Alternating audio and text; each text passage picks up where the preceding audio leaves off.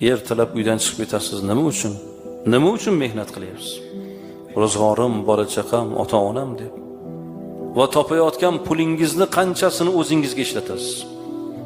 Hech qanchasini. Butun borlig'ingiz o'zingiz kiymasangiz ham o'g'lim, qizim yaxshi kiysin, birovdan kam bo'lmasin, tengqurlardan kam bo'lmasin deb ota usti yupun bo'lsa ham bolasini yaxshi kiyintirib qo'yadi. Men ishonaman-da, mana shu yerda o'tirgan akalar bor-ku, siz pul topayapsiz, lekin o'zingizga qancha sarf qilsangiz, sizdan ayolingiz o'ziga ko'p sarf qiladi, to'g'rimi?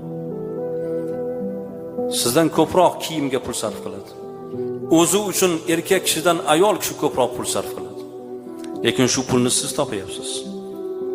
Shuning uchun do'stlaringiz orasida, tengqurlaringiz orasida usti yupun